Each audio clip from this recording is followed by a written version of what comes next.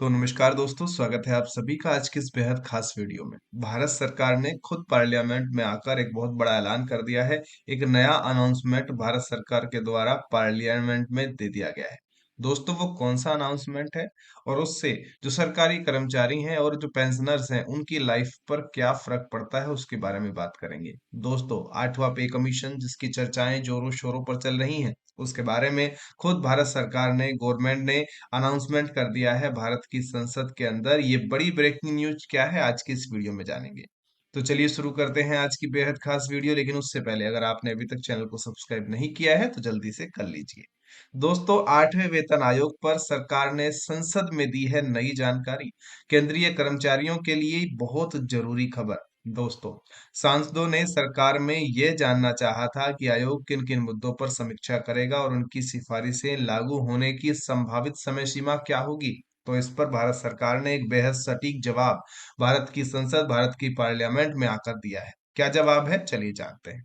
दोस्तों, भारत सरकार ने साफ कर दिया है कि 8वां वेतन आयोग औपचारिक रूप से गठित हो चुका है। सबसे पहला तो बहुत बड़े बड़े डाउट यहाँ पर निकल कर आ रहे हैं और बहुत बड़ी बड़ी चीजें निकल कर आ रही हैं कि क्योंकि बहुत ज्यादा अनाउंसमेंट, बहुत ज्यादा चीजें इसके बारे में बात नहीं हो रही है। इसके लिए बहुत सारे यहाँ पर एक बहुत सारे सवाल, बहुत सारे अटकलें यहाँ पर लगाई जा रही थी, उनको यहाँ पर रोक दिया गया है। तय समय के भीतर अपनी सिफारिशें दी जाएंगी, यानी कि बात कर दूं तय समय क्या है। तय समय है दोस्तों 18 महीने का वक्त, जो कि टर्म ऑफ रेफरेंस की टीम को दिया गया है, उसी को तय समय कहा जा रहा है। राज्यसभा में पूछे गए सवालों के लिखित जवाब में वित्त मंत्रालय ने बताया कि 3 नवंबर 2025 को आयोग के गठन की अधिसूचना जारी कर दी गई थी।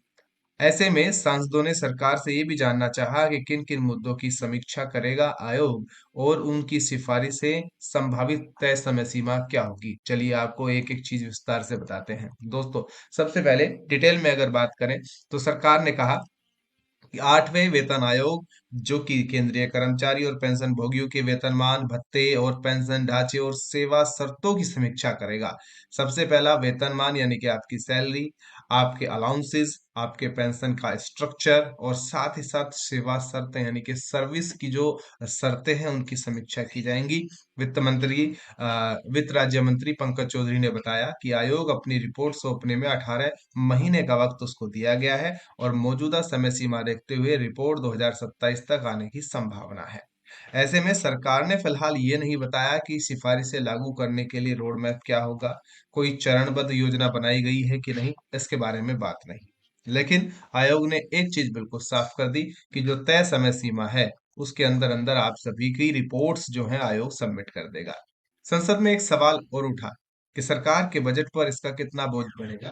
तो 8वें वेतन आयोग की सिफारिशें लागू होने से केंद्र सरकार के बजट पर कितना फर्क पड़ेगा, इस पर सरकार ने कहा फिलहाल लागत का आकलन करना संभव नहीं है, क्योंकि आयोग की सिफारिशें आएंगी, सरकार उन्हें स्वीकार करेगी, उसके बाद ही वास्तविक वित्तीय प्रभाव अंदाजा लगाया जा सकेगा। इसका मतलब है कि बजटीय योजना आयोग की अंतरिम रिपोर्ट के बाद ही बनेगी। तो यानी कि बजट के बारे में सरकार, अभी केंद्र सरकार संसद के अंदर कुछ नहीं बता पाई है। बड़ी अपडेट आ रही है कि सरकार ने संसद में साफ कर दी तस्वीर। 8वें पे कमीशन के लिए 18 महीने का समय दिया गया और साथ ही साथ जो लागत है उसके बारे में कहा कि अभी पता नहीं। साथ ही साथ जो मुद्दों के बारे में बात हुई उसमें केंद्रीय कर्मचारी और पेंशन भोगियों का सैलरी, उनके अलाउंसेज, उनका पेंशन स्ट्रक्चर, सेवा शर्तों की व्यापक समीक्षा, इसके लिए बात की जाएगी। साथ ही साथ दोस्तों, आप सभी को बता दूं कि वित्तीय बोझ पर अभी सरकार ने कोई भी रुख अपना नहीं बताया है, लेकिन केंद्रीय कर्मचारी संगठन यहाँ पर दबाव बना रहे हैं, जिसके लिए 12 फरवरी 2026 का देशव्यापी हड़ताल का दिन यहाँ पर रखा गया था। और दोस्तों, ये जो confederation of central government employees and workers, ये एक कर्मचारी संगठन है जिसकी तरफ से चीजें थी। इसमें मांगे क्या क्या थी, चलिए आपको बताता हूँ। इसमें संगठन की सरकार से मांग है कि अंतरिम राहत दी जाए, 20% तक की अंतरिम राहत दी जाए। महंगाई भत्ता 50% मूल वेतन में विलय हो जाना चाहिए। साथ ही साथ पुरानी पेंशन, यानी कि जो नई पेंशन योजना, इसको खत्म करके पुरानी पेंशन योजना की बहाली कर दी जाए। दोस्तों, इस सवाल पर मेरा बहुत ज्यादा मन करता है कि मैं बात करूं, लेकिन आगे कभी बात करूंगा। आज बात नहीं कर पाऊंगा क्योंकि आप सभी को पता है कि हाई कोर्ट ने यहाँ पर ओपीएस को मंजूरी दे दी है, लेकिन सुप्रीम कोर्ट के अंदर आज भी आप सभी का केस जो है चल रहा है। आप सभी चाहते हैं कि इसकी डिटेल में आप सभी को बताऊं, क्योंकि आप सभी को पता है कि जो पैरामिलिट्री फोर्सेस हैं उन सभी के लिए यहाँ पर पेंशन लागू होनी चाहिए थी, ओपीएस, लेकिन भारत सरकार इसको किसी भी तरह से मंजूर नहीं करना चाहती है। आपका क्या मानना है इस विषय पर? दोस्तों, कमेंट सेक्शन भर जाना चाहिए ओपीएस ओपीएस ओपीएस से। साथ ही साथ अगर वो नहीं लिखना चाहते तो ये वीडियो आपको कैसी लगी ये जरूर लिख कर जाइएगा। आप सभी का वीडियो देखने के लिए बहुत बहुत धन्यवाद। चैनल को सब्सक्राइब जरूर कर लो। आगे और भी जबरदस्त बड़ी बड़ी धमाकेदार वीडियोस आपको यहाँ पर मिलती रहेंगी। धन्यवाद।